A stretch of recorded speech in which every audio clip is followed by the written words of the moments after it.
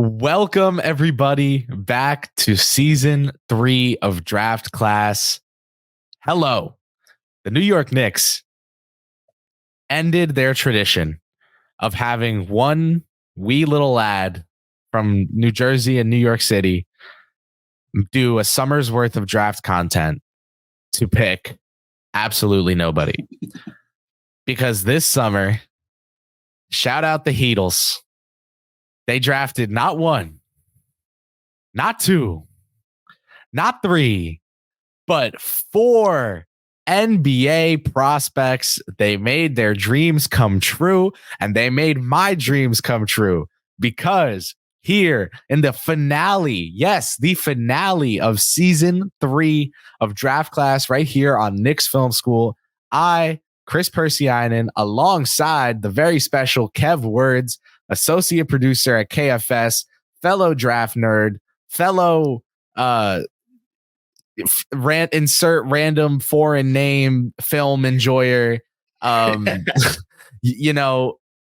We get to talk about 4 NBA draft picks made by the Knickerbockers of 33rd and 8th. And this is awesome, not just because they actually drafted people, but also because the way that they did it was prime Brock Aller. The way that they did it was prime Jeremy Cohen. And we'll explain all of that and more. Kev, you've been behind the scenes for all of this season of Draft Class. You're there every time we record. Now you're on screen. Welcome, man. Appreciate it, bro. Good to be here. So when it comes to the Knicks, I mean, you want to say it? What'd they do on draft night? It was draft night boogaloo, man, or draft night 2 electric boogaloo. The way they do that, whether it's all Brock Aller or if Leon Rose has a mastermind in it, or if they reach out to Jeremy Cohen directly to figure out how to do this, it's kind of amazing. It's a little like, it's silly and it's fun too, but what was it? The J-Dub draft, the draft before we signed Jalen Brunson. That one was frustrating because we were kind of like, oh, we traded the pick. Where did it go? Where did it go? And everybody was going crazy on Twitter and different forums and whatnot. But I do think they, what was it? The quickly draft where draft up to try to get Maxey. Oh, can't get him. All right. Draft back, get quickly and another asset and punt that asset. And you know what I'm saying? It's all to the good. So shouts out to the Knicks front office and everybody. And ready to talk about these prospects. Also, shout out to the Oklahoma City Thunder, who seemingly every single year are part of the draft night boogaloo. I mean, 3 protected first-round picks and 5 second-round picks for Ousmane Dieng and Dylan Jones. That's a team with a lot of draft capital that is willing to freaking fire it away when it comes to finding a fit for their roster, except for apparently when they're dealing with the Chicago Bulls, who just gave Alex Caruso away for Josh Giddey, whatever the hell that was. Any hoodle. We'll talk about it like this. The first round comes around and Jeremy has broken down ad nauseum how this all went, but I'd like to talk about it quickly, especially the 51st pick, because that was the most ridiculous nonsense I've ever. Okay. So you get to the first round. The Knicks came into the draft with 24, 25, and 38.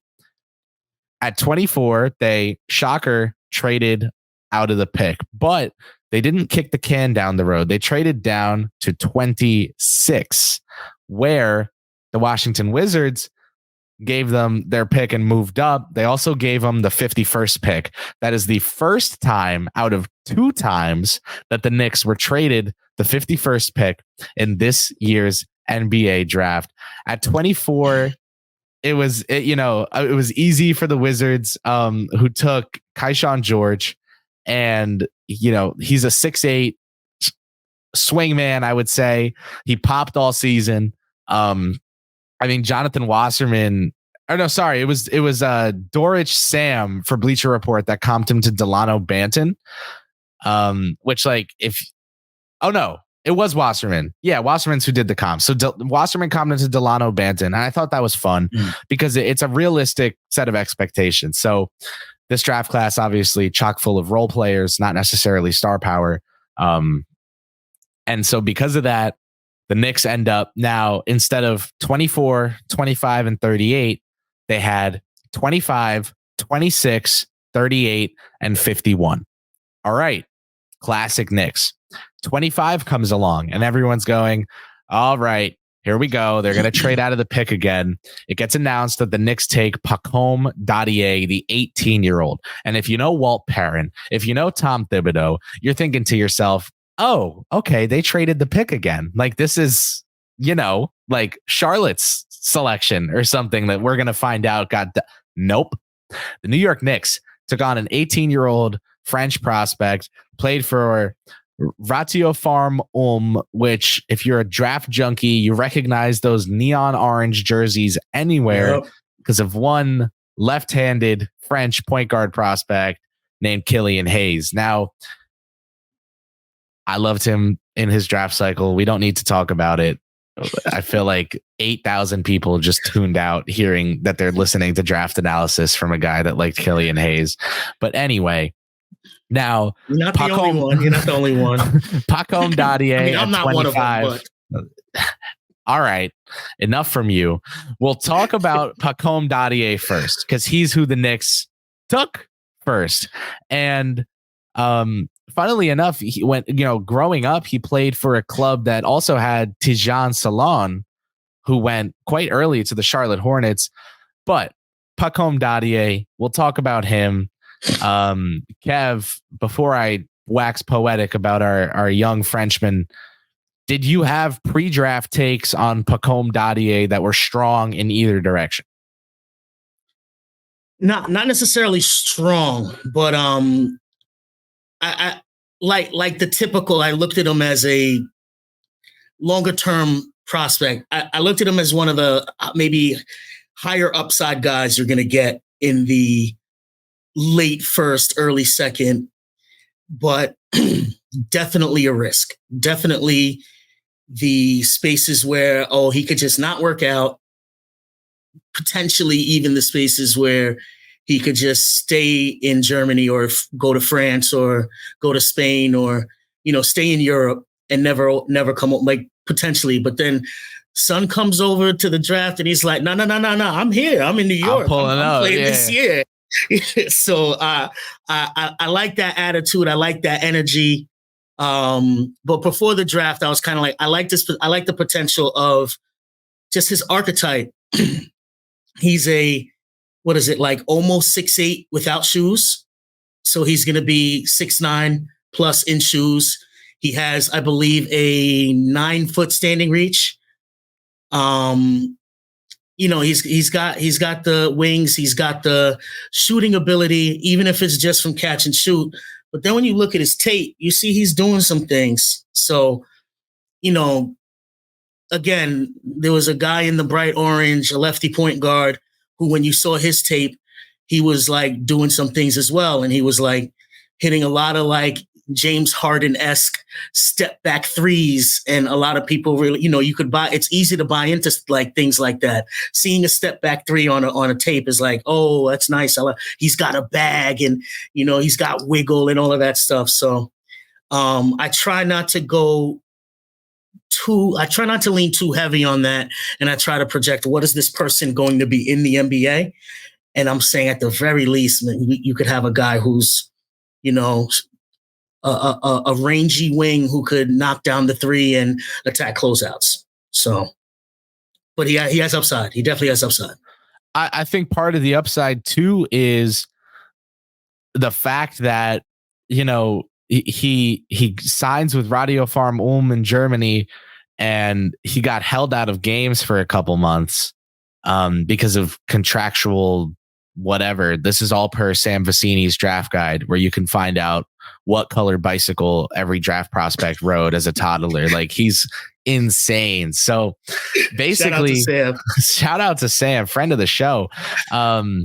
He didn't debut for Ulm until January 2023 on their youth team. Right. And as a result of playing really well there, he got invited to Basketball Without Borders. Throughout all of this, right, he grew from 6'6" to about 6'8", 6'9", like you were saying. Late bloomer.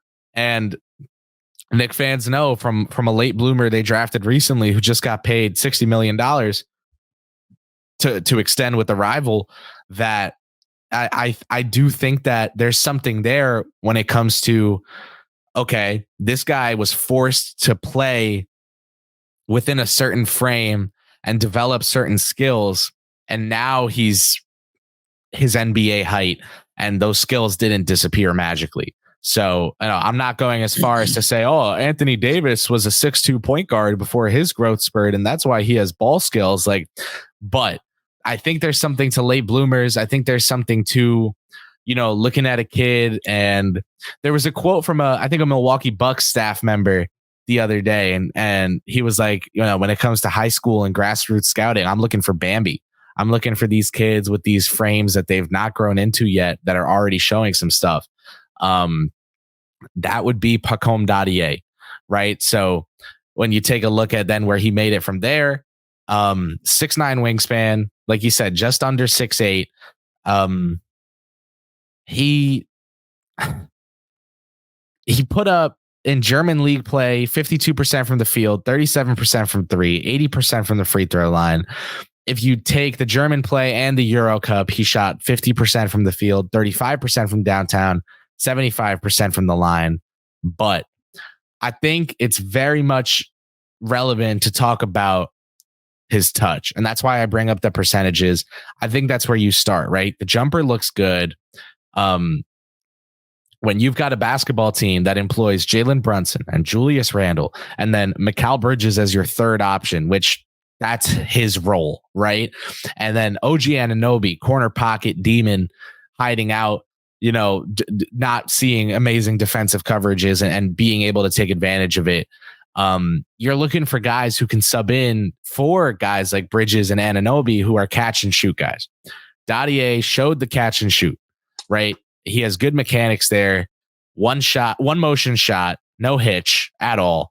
And you can just tell from his jumper that he has been coached from a young age. Like, this is a sound jumper. And for me, that's important because he's not going to get to the New York Knicks and the NBA one day and be pulling out the tween hezzy through the leg, sham god, step back to create his own shot. This is a guy who's playing off the gravity of Brunson, Randall, maybe off the bench with a Tyler Kolek who creates for teammates, who we'll talk about him, of course, right? But for what it's worth, Dadiet is a catch and shoot guy kind of already at 18.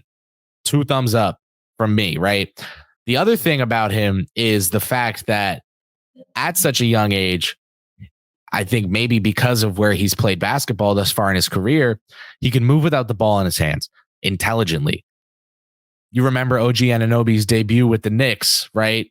Something like New Year's Day or around then against the Timberwolves. He didn't know the playbook. He's just cutting into open space, taking open threes in the corner. Like, that's what Dadiet does.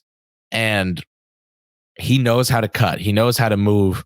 And he really does, like, even if he starts out with the ball in his hands, he can shoot from behind the screens.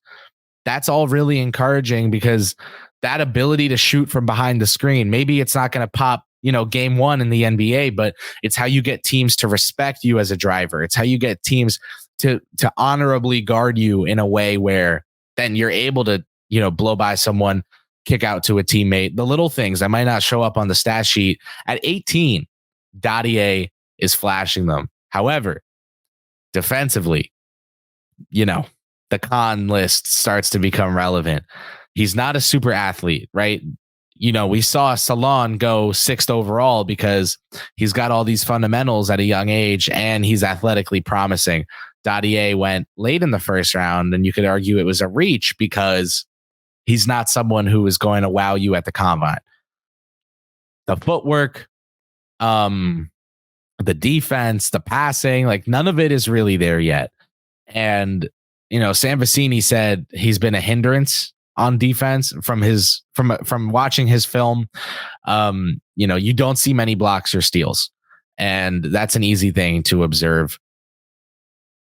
When it comes to these players who don't show a lot of defensive promise, but are guarding bigger players, professional adults overseas, do you shoot them a little bit of bail, Kev, when it comes to their potential defensive prowess because they're 18 guarding like grown men? Or do you think that guys kind of show what they're going to show? So I believe defense is a skill. So, you know what they say, like, 50% or 55% of defense is effort. Yes and no. There's only so much somebody's going to do with effort. You need to look at it as a skill. Part of developing that skill, though, is scouting.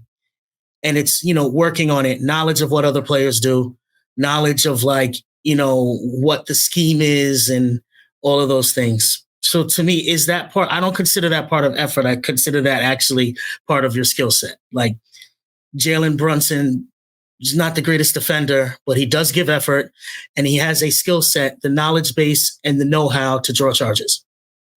Right. So he may never be, Draymond Green or, OG Anunoby or any of these like high-end, like superstar defense. That may not be Drew Holiday, but with time, he could be. I think he has the physical frame and the ability to develop to not be awful. And I think the difference between being not awful and average is very, very meaningful when judging a prospect, because you also don't need 5 excellent defenders to be a good team defense. So yeah, the one thing that's tough for me is like projecting,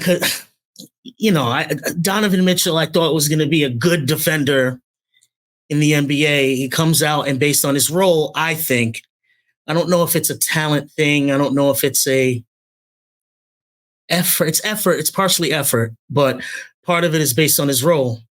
I didn't expect Devin Booker to be this good of a defender as he's come along. So I think it varies, and I think context and where you go, what the team's trying to do, I think all of that matters. All right. So what I'm hearing is that Tom Thibodeau is one of the better guys out there to coach up. Yeah. Pac-Man, Pac Daddy, Pacome. Think about Mitch as a defender since Tibbs came. He was early just vibes on defense. Like he'd get 9 blocks in a game, and everyone was like, "Wow, this guy's Hakeem and Bill Russell, right?" But the amount of easy layups he'd let up because he was out there on the 3-point line, sending himself flying into the stands into Ben Stiller to try and block a shot. Mitch was the car dealership, the wacky car wacky waving inflatable tube man. Yeah, there we go. Yeah, shout out Ryan Dunn. I do think that as soon as Tibbs got to the Knicks, you saw Mitch seal the paint and do things that old school big men just walked in and did, because that's what they had to do to make it to the league. And box out. Othello Harrington, is who I'm going to credit for that, because he has these Knicks centers boxing out like there's no tomorrow, right? And so the coaching is a lot, and obviously I'm sure XJ is listening. I don't want to piss him off and say that it's not mostly the player. It's 80% the player. 80% of your PD is what you do at home and what you bring to the team, but 20% is not nothing. And 20% oftentimes is not your tween hezzy, split cack, sham god, step back. It's the fundamentals. And trainers, nowadays do a lot of individual work. So yeah. Anyway, Pacome Dadiet. Let's close. He's a teenager.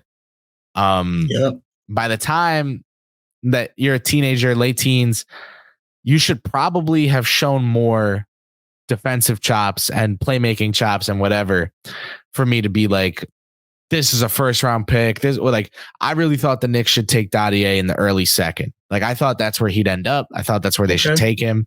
I talked about it with Dexter Henry on New York Got Game, how he could be a super worthwhile pick for the Knicks in the early second round.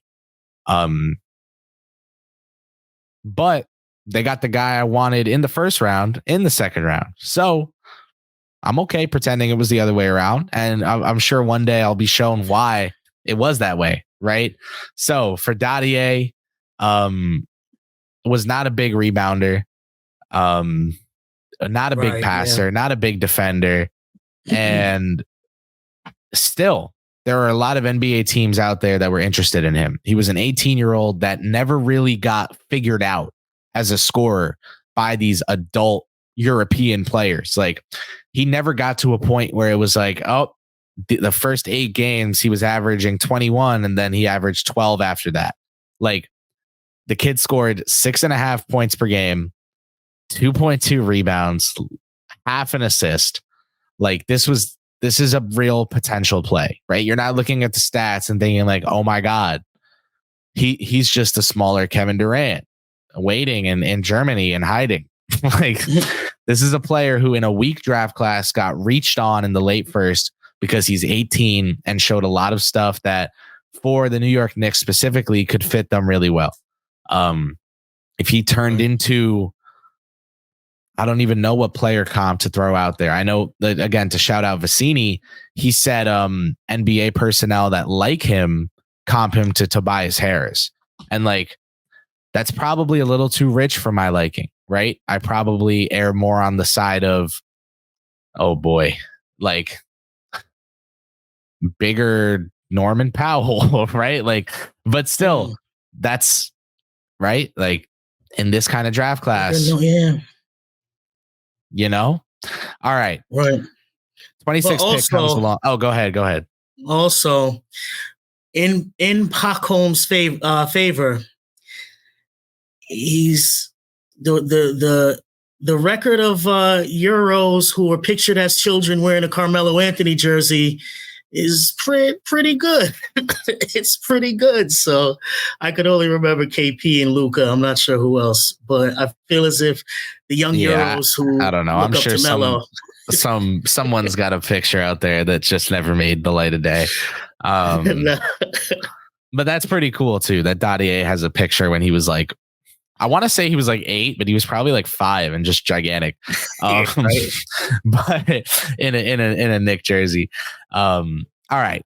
We make it to the 26th pick and the New York Knicks, shocker, trade out of it. They get 5 second-round picks, all in the future, right? I don't think any of them were in the draft this season. And again, that's OKC saying, we're going to pay out our nose for a pick because a guy we really like is available. Dylan Jones is someone who, and shout out to Ben Kim Gervey from the KFS Discord, because he's who pointed this out to me, who preaches a lot of Tibbsisms in his interviews, right? Let the defense dictate what you're going to do. Just let the defense tell you what to do. Just work hard, let the rest come along. And he totally fits what the Thunder are doing from a mental perspective. Like, they love guys that process the game well from a young age. So yeah, he goes to OKC. The Knicks get 5 seconds, and you're thinking, okay, they just traded 5 firsts for Mikal Bridges. This is a team, just replenishing their stock of movable draft related assets. And then the second round comes along the next day, and with the 34th pick, the New York Knicks select a lefty guard who is white. So that's the second time they've done that since they hired Leon Rose with Rokas and now Tyler Kolek. But they used 3 second-round picks from the future to go ahead and trade into the draft at that spot. I don't know if more teams have made a trade since Leon Rose was hired involving trading in or out of a draft without trading up or down, just purely in or out, than the Knicks. But it served them well thus far. And you see them trade into the draft for Tyler Kolek at 34. Now, Kolek is someone who we talked about a lot on Draft Class this season, a 1-year A10 guard.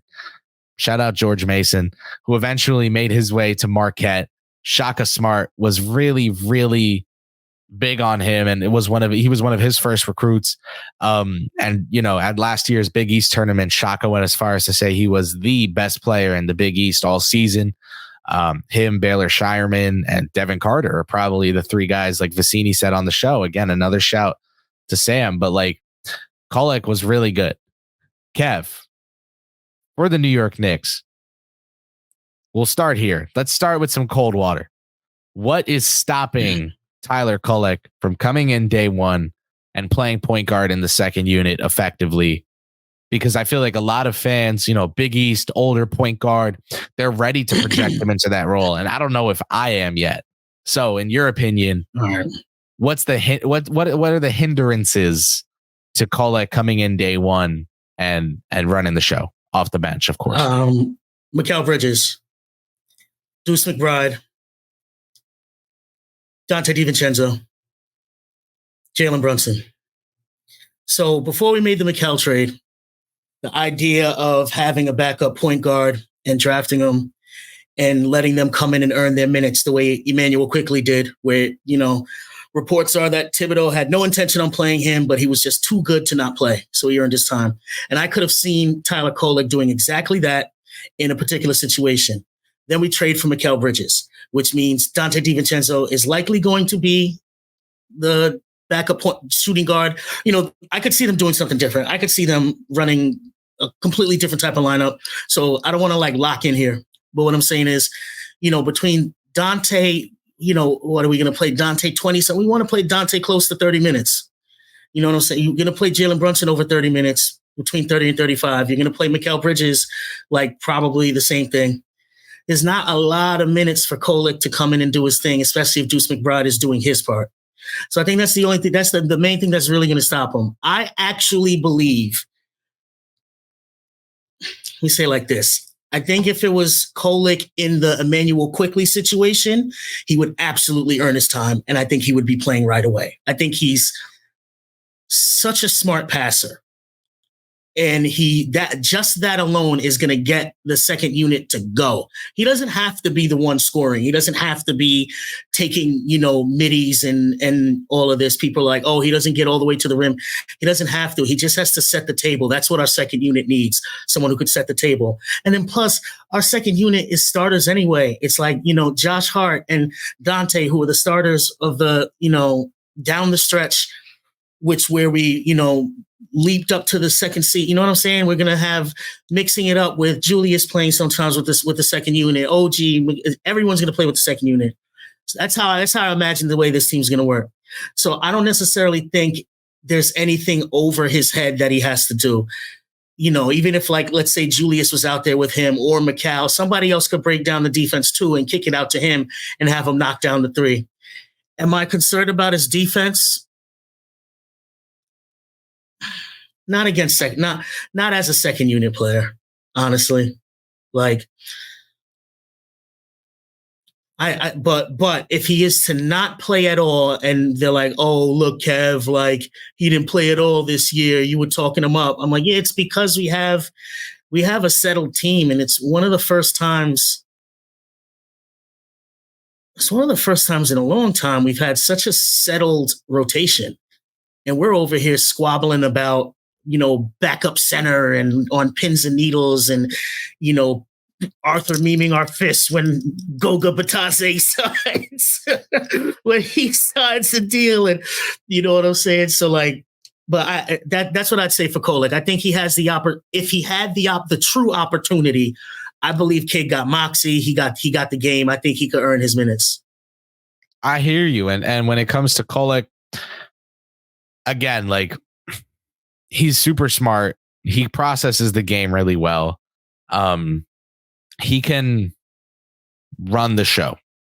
And the reason I think that it will work for him in the NBA is because it's such a pick and roll league.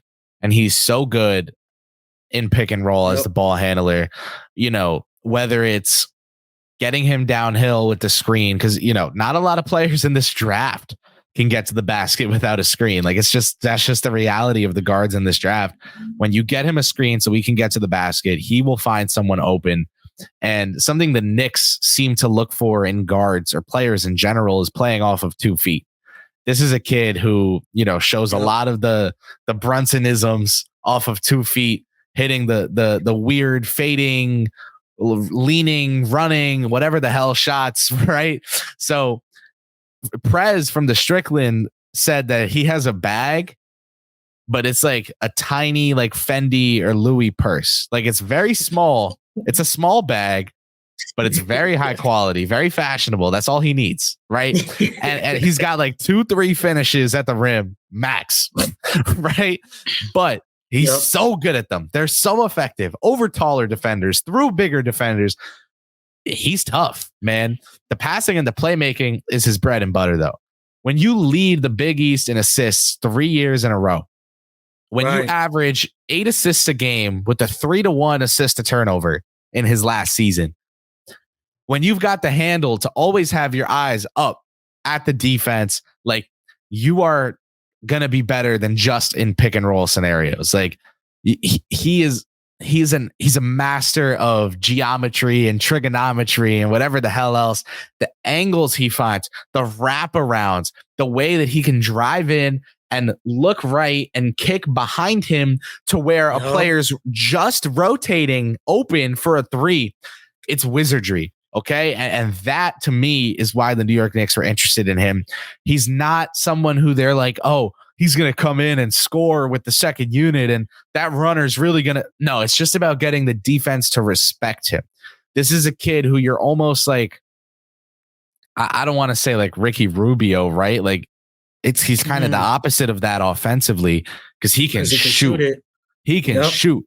But in terms of role on the floor, I think the threat of his shot and the fact that he's 6'2" with a 6'3" wingspan, that's kind of like the evening out with Ricky Rubio being much bigger, but not a shooter. Like no matter what, whether it's size or shooting, the defense respects them offensively enough to where he can really open things up for the guys out there. So for Tyler Kolek, obviously he's small.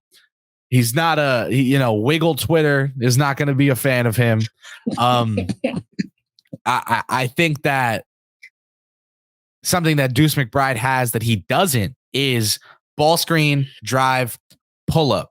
I don't think he has that sharp, stark pull up the way that Deuce did coming into the NBA that made me confident that at his size, he would work. But man, Kolek improved so much over his college career. Has footwork the way that, we just talked about Dadiet not having it. He has the footwork. He has the finishing ability. And he's a tough at least kid too. He's exactly what I was about to say. Like even at the college level, he's playing through the bumps, through the contact, through the hits. He's driving in fearlessly against the opposing big, their tallest player. I think again, you're saying, oh, you're hyping up a kid who you think might be a career backup point guard. That's the reality of this draft class.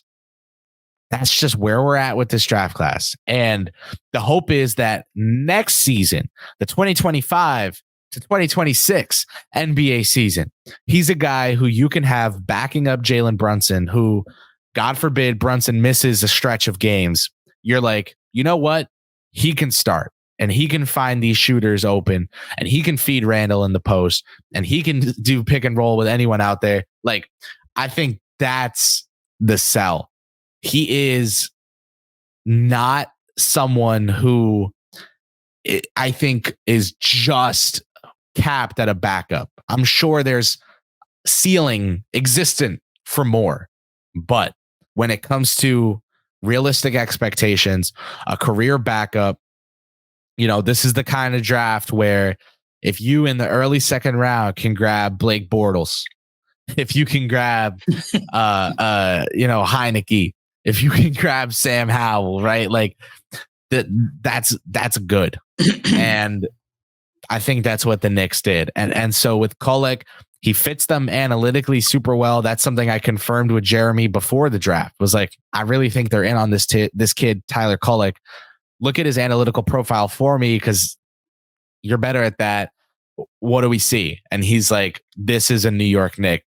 This is that kind of player. So Kolek,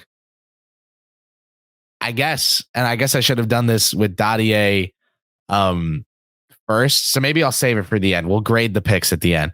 But Kolek, for me, a very good pick for the New York Knicks. And he takes us all the way now to the late second round, where the Knicks, remember, 25, 26, they're 38. No, and we were going crazy about 51. We got to talk about 51, man. This is what we're gonna do. So I put out a tweet today in anticipation of this episode about the 51st pick in the draft. Just for a second, let's just let Brock Aller have his moment. In 2023, the Phoenix Suns traded the Washington Wizards their second round pick, which ended up being the 51st pick in the 2024 NBA draft. The New York Knicks, when they traded down from 24 to 26, got the 51st pick as the reward for doing so. Okay. This went completely unreported. Like, this was just not reported. The Knicks, because the Suns wanted to move and get the 40th pick for Oso Ighodaro, they traded the 51st pick to Phoenix as part of that. And they didn't draft at 38. So they traded it to Phoenix. They get whatever the hell, like some protected second round pick. A Boston 2028 second round pick protected to like 31 to 45. And then, so now Phoenix has this pick, and the Knicks are no longer at 38. And Phoenix is like, oh wait, but we want 40. We want to go get Oso Ighodaro. So they trade the Knicks 51 and 58, was it? Or 51 and 56? Was 56 the one they had? Yes, 51 and 56. Yeah. This is now such a wreck. 40, which we got from trading back initially. Like we got 40 and 51 from trading back 38. Yes. Right? So the Knicks trade 38 for 40 and 51 or 58. Yeah. Dude, what a shit show. So then the Knicks on the clock at 40 trade it to Phoenix, who they just traded 51, and they do it for 51 and 56. Yeah. So then we're all freaking out on the KFS draft live stream. Shout out to everyone who showed out to that, because we're like, okay, there's no way the New York Knicks just agreed to two trades in 12 hours that both got them the 51st pick. Something is missing here. It must be a different pick. Everyone was wrong. It was unreported that the Knicks traded the 51st pick. So the Suns traded the pick to the Wizards. The Wizards traded the pick to the Knicks. The Knicks traded the pick to the Suns. The Suns traded the pick back to the Knicks. And then, shocker, 51 comes around and the Knicks trade the pick to the Mavericks. So this pick, the 51st pick in the 2024 NBA draft, was more well-traveled than like a diplomat's child by the age of 16. This thing went Phoenix, Washington, New York. Phoenix, New York, Dallas. Yep. Screw me. Like, we're sitting there losing our minds, trying to figure out what the hell happened. Turns out, didn't matter. The Knicks didn't draft at the pick anyway. And 51 is Melvin Ajinça. Shout out Prez, who loved Melvin Ajinça. Sorry to Prez, who loved AJ Mitchell and Melvin Ajinça and had to watch both of them put on Knicks draft hats just for neither of them to end up on the team. Right. But AJ too. All of that said, 56 and 58 is where the Knicks end up. Whew. At 56.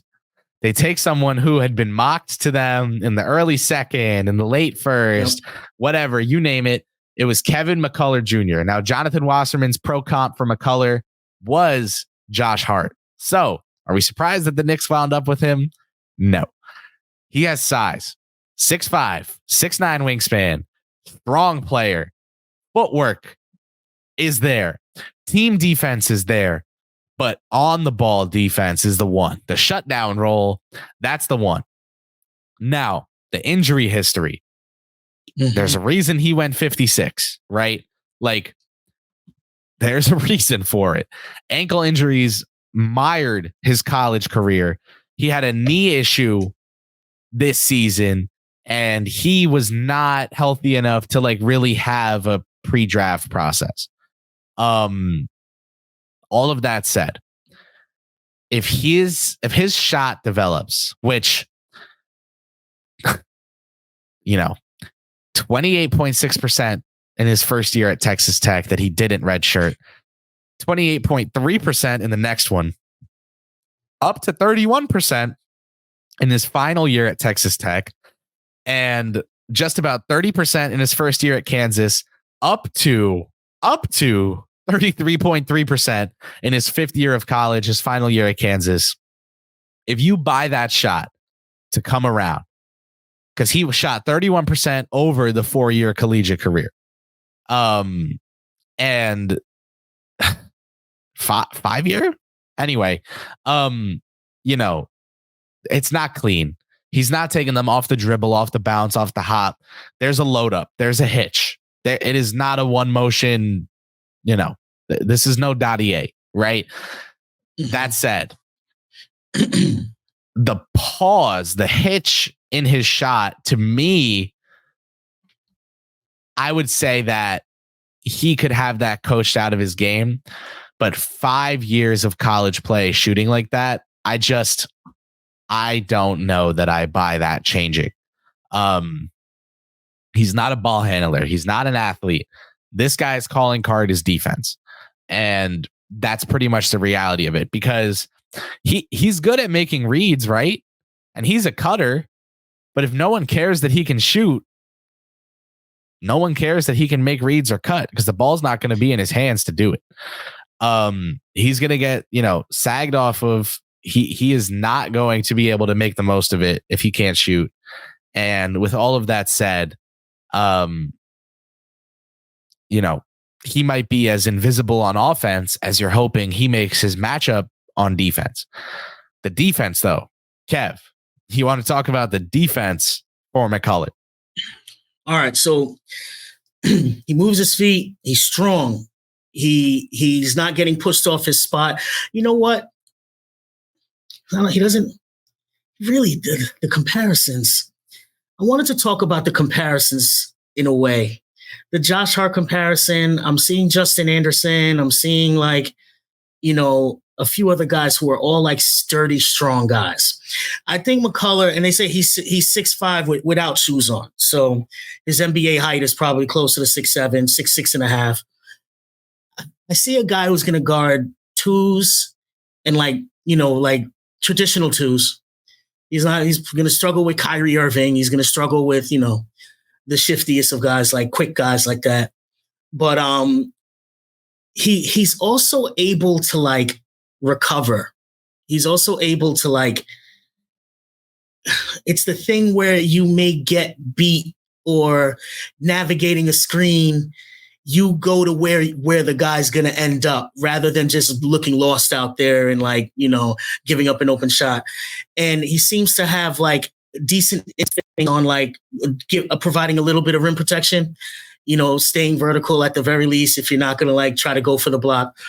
I think there's folks who say he's solidly one of the best defenders, or one of the best perimeter defenders, I should say, in this draft. And I buy that. Do I buy the shot? 80% from the free throw line.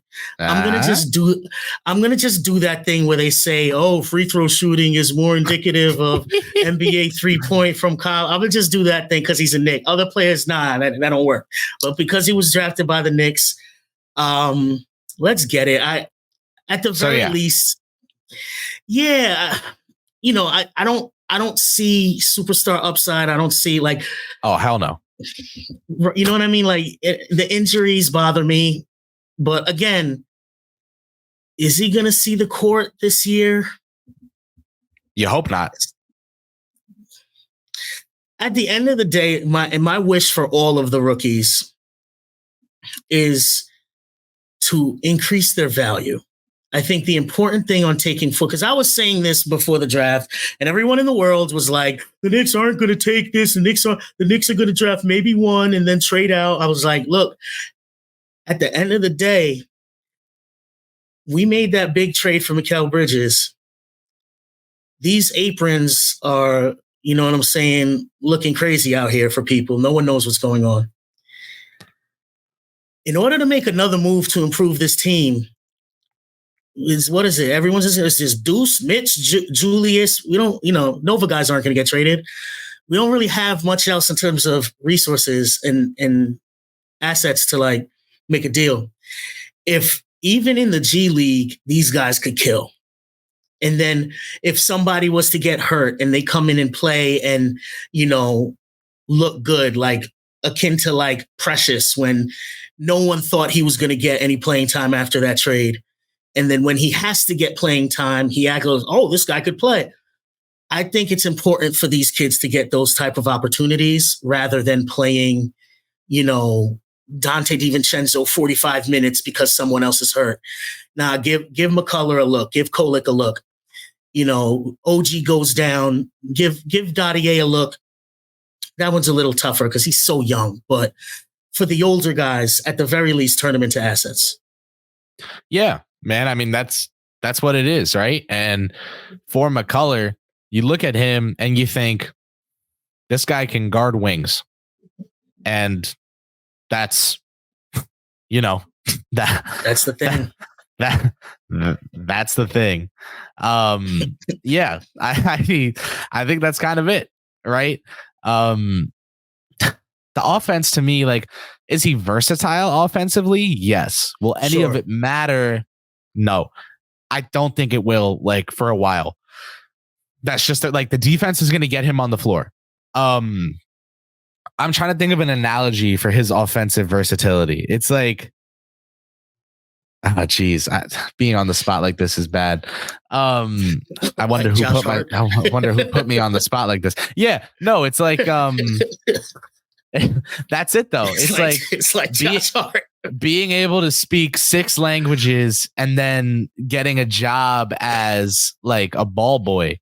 And it's like, good for you, man. But that's not going to come into play, man. Does not need to be translated. Like you're just going to pass the ball.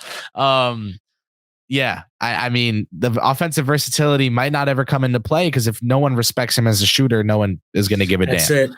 That's it. He's got to knock. Everyone's got to knock down their shots unless you're like a traditional center. Like, if you're a power forward in the NBA, you're eventually going to have to shoot threes. If you're like, so again, I'm going to do the thing. 80% from the free throw line on, 5, almost 6 attempts a game as a senior his last year. Super senior. I hope that COVID senior. Right. COVID senior. I hope that matters. I hope that means something for us. But again, at the end of the day, he's not sniffing the Knicks 9-man rotation unless, I don't know how many players have to get injured for him to get a look. 2? I was going to say like 2 or 3, depending on how they fill out this bench. Yeah. So we'll see. But that's the thing is he is plug and play because I don't know. Are you expecting amazing shooting from anyone at that point in the bench? Like at least he can guard. That's super tipsy. Right. So, one final draftee. Yes. God bless the fact that we have 4 to even talk about, man. We finally did it. We made it. Year 3 of draft class. We have picks to talk about. I remember Andrew being like, hey man, do you even want to do a season finale? Like it's Trevor Keels. And I was like, I'll talk about Trevor Keels and Jean Montero. I'll do it. Oh, Jean Montero. That was he exists. The UDFA, right? Yeah. We don't. Yes. But we don't need to talk about that. He is just like, I don't know, man. As a Dominican, as someone who was raised primarily by my Dominican parent, it was the most Dominican thing ever for him to. I don't know how many people know this, but like the NBA circles were like very convinced that he was 3 years older than he was saying. I'm just gonna leave that there. So, Ariel Hukporti. All right, man. Ariel Hukporti. Right. He played for Melbourne United. He was a soccer player. Shout out Vicini for that info. Embiid started out playing soccer too, right? Whoopee. Anyway, did it. He is not a super athlete. And again, that is why he went 58 in a weak draft. The reason he got drafted in a weak draft is because he's 6'11", 245, and he is one hell of a rebounder. He had the best offensive rebounding rate in his league. He had the second best defensive rebounding rate in his league. He has the fundamentals from day one. You can attribute that to him being an overseas player. You can attribute that to him being dedicated to the fundamentals on his own. I think it's a mix of it all. I think also the fact that he's not an incredible athlete kind of forced him to learn the fundamentals and be good at them. Because of all of that, in the NBL, he did really well as a rebounder because he kind of had to learn all the technique to be able to do that. If you are an organization that wants to draft a Quentin Post or an Alperen Şengün, I'm trying to go both ends of the spectrum of goodness of a prospect. You want a guy who can do things with the ball in their hand. If you see Isaiah Hartenstein and you're like, that's the least skilled I would like my center to be, Ariel Hukporti and Jericho Sims and Mitchell Robinson and Norvel Pell and Nerlens Noel, and none of these guys are for you. But there's a team called the New York Knicks that cannot get enough of these undervalued, and I will say, I know that's an opinion, but I will say undervalued big men who can't do squat with the ball in their hands, possession in, possession out, but do the nitty gritty. And they win you the margins when it comes to being a center. Hukporti, I think, is going to be able to like play drop coverage day one. Maybe not well. I always say, like, I can play the tuba and the trombone, but just not well. I can make sounds come out of them. But I think it's a little different than that. I think it's like 4 months into violin training, the guy's like, doing something. I think he can play drop coverage, and I think that he's an amazing rebounder. And I do think that there is something to the passes he made, and Prez from the Strickland, shout out to him again, has put together amazing compilations of these little reads that he makes out of the post, the short roll, whatever it is. If he can be taught to see the game at a faster pace, and for the game to not be going 1,000 miles a minute for him, and if he can be taught just being intentional, being exact, being purposeful with his movements out there on the court. Again, the same way we said about Kolek, like, I think you're looking at a potential career backup big. At the 58th pick, this would be the second career, third string or maybe second string big that the Knicks have squeezed out of the 58th pick. And I know there's a little bit of like, he's 22 years old and Jericho Sims is already 25 and turning 26 in October. But like, I think if I could pick one for the Knicks to keep, I think I would go with Hukporti. And the reason is because he so very specifically fits what the Knicks love out of centers. Kev, I know you didn't have any strong opinions on Ariel Hukporti pre-draft because you did? All right. So I remembered him. I remembered him from his original draft. And like when he was going through the draft cycle, I don't know if it was 21 or 22. I think it was 21. I don't remember. All right. But I remember him as being 22. I think it was 22. It was 22. It was 22. It was definitely 22. He was 20 and he played like 15 minutes a game in the NBL. Right. And he played with Dellavedova, and he averaged like 7 and 5 and a block and a half. And then just for comparison's sake, in this past season, he missed the next season with an injury. So now he had to play another season in the NBL. Oh, so that's what happened. Okay. He put up 8 and 7 and again a block and a half. But this time he shot 4% better from the field, 5% worse from the free throw line, and averaged 0.3 more steals per game and 0.2 more assists. So like marginal improvements, but as opposed to playing in 30 games and playing like 15 minutes a game, he played a great deal more than that. And he played like 35 games this year. So yeah, that's the difference. That's what he's shown since then. So I think he's kind of the things you're going to tell Mitchell Robinson to do, Hukporti's going to be told to do those same things based on the type of player he is, based on his skill set, based on how you want to develop him as a player. So like, I look at it as like drills in practice. Mitch does it, then he does the same thing. And he won't do it as well as Mitch because he's not as athletic as Mitch. You know what I'm saying? He's not as like intuitive as a defender, but I'm sorry, I don't remember who posted it, but just today I was looking at a nice thread of a lot of things Hukporti does well on offense and defense. And this thread also put in things that he doesn't do well. So I like to see that. But yes, he's going to play drop. He's decent. Honestly, he's doing the things you need to do. He's taking up space. He's guarding 2 men at the same time. He seems to be good at like, even when he makes a mistake or a misstep, he's good at recovering. His motor looks ridiculous. Maybe not ridiculous, but he's just constantly giving effort. So he's not like the most crazy athlete, but because he's constantly giving effort, I think that's why he rebounds the ball so well. He's like in the glass. He's strong. He's in the paint. He's very strong, and he's going to go up and get it if he has to, or just be in the right position. Again, listen, it's the 58th pick in the draft. So like only like, what are they? The new term is sickos, right? Only like the real sickos are going to be like looking at positives of the 58th pick in the draft. But at the end of the day, like, you know, we've gotten an MVP with a 40th, you know, what was he? What was Jokic? 40 something. You know what I'm saying? 41? Jalen Brunson was in the 30s. Yeah, something like that. Taco Bell Jokic is, you know, we've seen it. We've seen other guys. We like, you know, Herb Jones is the man in New Orleans, where they're like going to trade Brandon Ingram.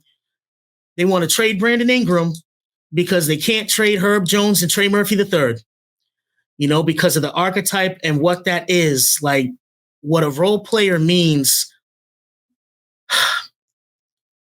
Is no longer that just because you're a quote unquote star or a creator doesn't mean you're better than the role player. You know what I'm saying? Like role players are starting to show that how important they are. And like Derek White is more important to the Celtics than, you know, a lot of like Trae Young is to the Hawks. I said it. You know what I mean? Like, cause Trae Young, is he good? Levine. Levine's a good example. Are they good enough on offense to like, to merit the usage? Exactly. And when teams are playing heliocentric basketball, you know, this is no longer the days of the 70s Knicks where it's like you're throwing 5 guys out there who could all be like a number 2 on a championship team. Right. And you're just being like, just go share the rock. Just go find the open man. This is more your 3, 4, 5 out there are who's the best complements to the stars. And that's why like Brunson Randall, Bridges, Anunoby, Mitch, or whoever, like that's the style. And so the Knicks in a weak draft are not looking for someone who one day is going to be their Brunson or Randall. They've got them. They're looking for guys that can fit in those lineups and bring something to the table. For Dadiet, maybe he does play in America this season and he plays a lot in Westchester and gets a lot of reps.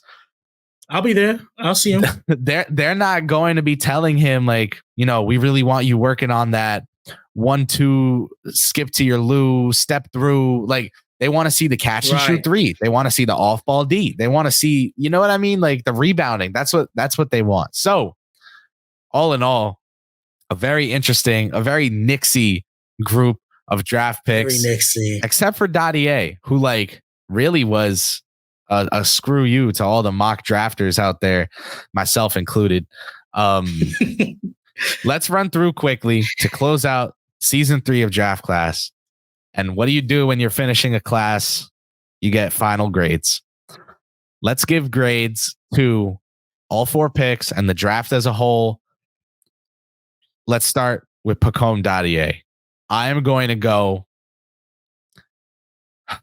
See, this is tough for me because if they plan to just like develop him, like they must have been so high on him internally that they were really okay with him not being impactful right away. Like, I'm going to go at best a B, right? But like B is good.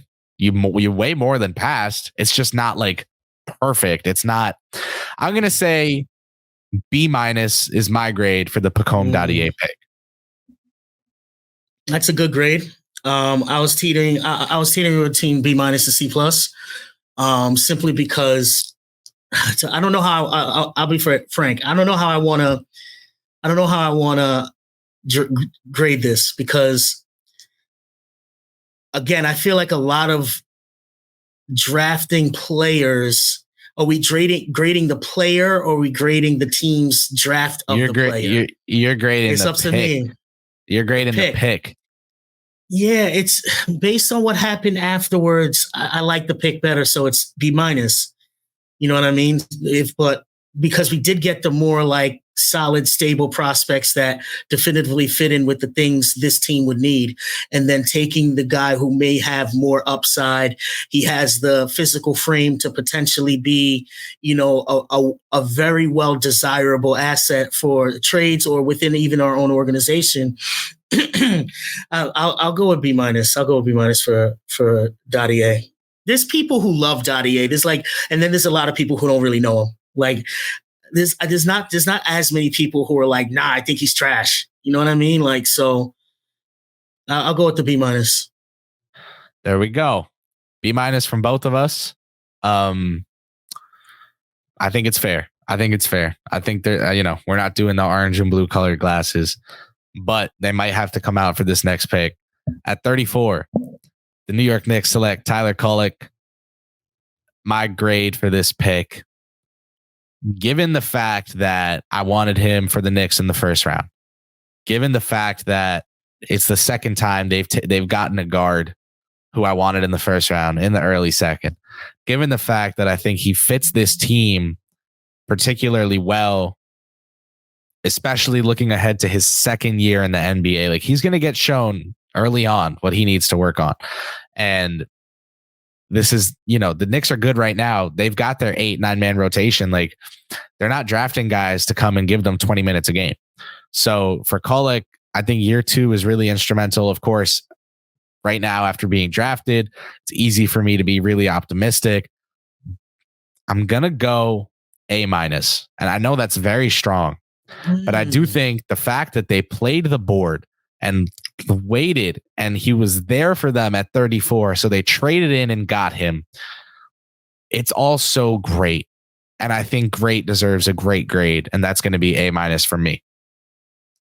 All right. I'm going to split down the middle between 2 ideas that I have. Well, let me see. Let's talk this out. I have 2 grades on Tyler Kolek. The first grade is an A, based on getting that player when you got him, giving up what you did to get him. I think it was masterful. Kolek had clear, obvious, I feel like 9 out of 10 draft people had Kolek with a late first round grade. Some had Kolek in the late teens. You end up getting that guy at 34 by only giving up 3 seconds that you previously acquired in this draft. Beautiful job. That said, so that's my A grade for it. I'm also going to give the grade of a B- because I like Rokas Jokubaitis as a prospect. And feel as if he could do similar things for what we need as a backup point guard, and then we could have spent that Kolek money on another player that I might have really liked. I don't know who, whatever.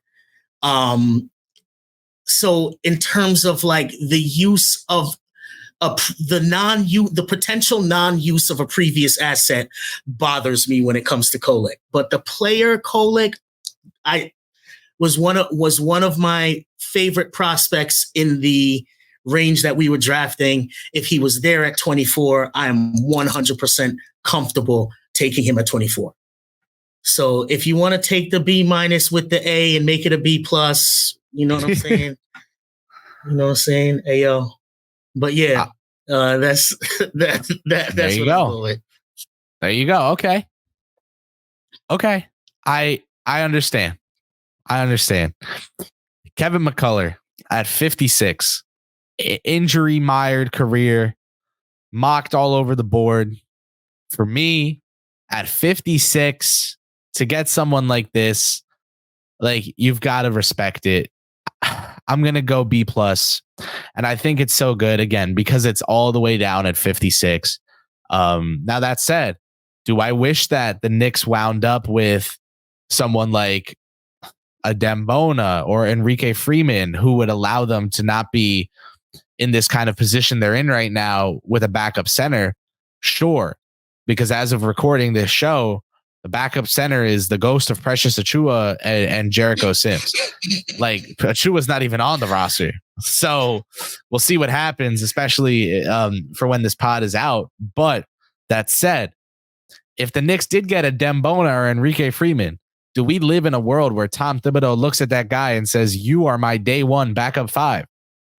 I think we live in a world where even with that guy on the roster, he says, you better bring back Precious, because I gave you guys hell for giving me Precious, and now I think he's the best option we got. So unless they trade for Walker Kessler, like, I don't think we're in a world where the Knicks getting that 40th pick and picking Bona, or like, I don't think we're in a world where they get minutes anyway. So I'm going to go B+ for McCullar. But the reason I'm not like amazingly high on it is, one, you got to factor in, I guess, a little bit the center thing, even if it doesn't matter too much, but mostly the injuries. This is a team that's trying to be good right now. You need bodies, you need available bodies, healthy bodies. And if anything showed Knicks fans that, it was the 2024 NBA playoffs. Kris, who would you have taken instead of McCullar that was available? That's a great point. I think my thing is I would have just drafted earlier. Like, is the protected 2028 second in cash considerations like that? You know what I mean? Yeah. Instead of getting the 56 pick, just draft. Because looking at the 2024 pick, looking at the 2024 draft picks, you see like Antonio Reeves went 47, Enrique Freeman went 50, and I reported that the Knicks would have taken him at 51 if he were there, but he wasn't, so they traded it. Like Freeman, bro, at 51, that would have been amazing, but he was off the board at 50. So like, I guess that's what it is. It's less of like there was someone available I thought they should have taken, and more of they maneuvered their way into that pick for various reasons. At least they made the most of it. B+.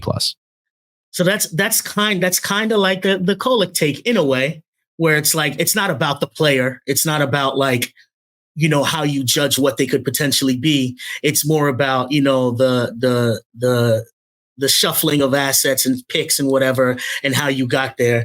Yeah, I think the McCullar grade is like, I feel like I want to be tougher. I don't want to like. I'm going to say it's an A- because it's the 56th pick in the draft. And you got a guy who everybody says talent wise is a late first guy. And if it weren't for the injuries, you know, he would have almost definitively been up there in this draft. And not just talent wise, because he's not very risky of a player. It's like, how good could he be is how good does he shoot the three? But it's not like, oh, we don't know if he's going to be able to guard at the NBA level or he's going to give consummate effort or be a good kid. Everybody says he's a good kid and he works hard and he wants to learn and he's coachable. And that's all the Knicks. That's like coachable, good kid, works hard. We're a team of gym rats. Like, so it's like, what did I say? A-? I said an A-. Yeah, you did. Yeah, because if it works out, the upside is getting a off the bench 20-minute rotation guy who's going to come in and play defense and keep the brand of the Knicks. He's going to carry the metal bat and do his work for the 56th pick in the draft. Come on, man. 56th pick is normally a flyer, normally like a favor to an agent of a player that you really want to get later and a G League guy or, you know, I like the pick. I like the McCullar pick. I just hope he's healthy. I hope he could remain, you know, or get healthy because they said that he was going to meetings on crutches, like he was like still hurt or something. Yeah. Yikes. Yeah. B+. A- B+. Real quick, just because Prez tweeted this recently, Jalen Johnson 6'7.75 without shoes, 210. 8'10 standing reach at 19. Pacome 6'7.75, 217 with an 8'11 and a half standing reach. So, you know, if he grows anymore, which he's been growing recently, like 3 inches in the last 2 years, if he grows anymore, you're looking at like a big wing. I mean, that's something people have wanted the Knicks to get for a while. Of course, McCall and Anunoby kind of address that in a star way. But anyway, Ariel Hukporti. Let's do it. 58th pick in the last pick, Mr. Irrelevant in a draft class that is not known to be, you know. I guess the way to fairly grade it is to say I'm high on what he can bring day one. And I think he'll have time to iron out the margins to an extent where once he actually does have to play for the Knicks, because I don't think he plays before he has to play, given injuries, this will look like a really good pick. I'm going to go A-, but you got to look at it from the perspective of, yes, I gave their 3 second-round picks 2 A- and a B+, but part of that is factoring in that they were second-round picks. So, like, this is not to say the Knicks came out with 4 amazing, like, they made the most of the picks that they made, which is cool. Again, I'm going to say, who would you pick ahead of him? He's a guy who's been playing. The NBL is not like it's not a bad league. It's a tough league. It's grown men playing out there.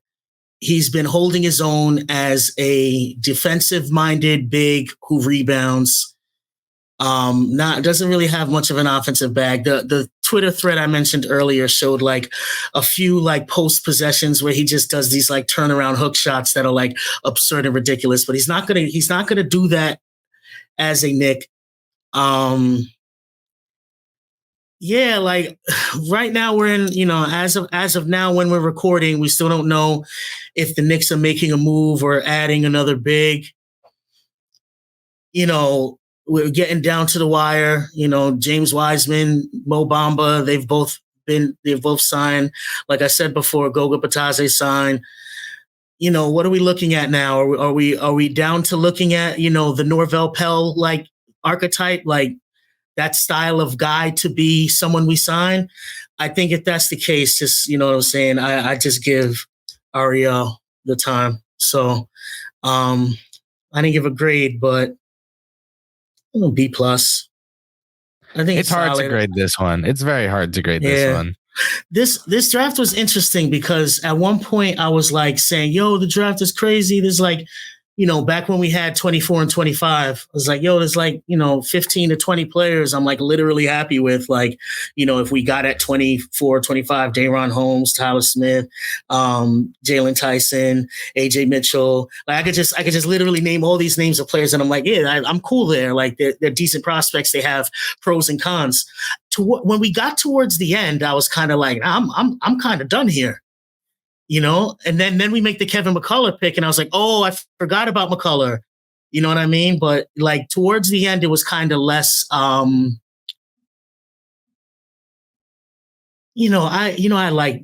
like guys like Dennis Jenkins, and just because I think if he does work out, that's a home run, man. Because I think he has like the mid range game that. In the NBA, given screens, he's going to be able to get to that midi and pull up. I also liked Isaiah Crawford.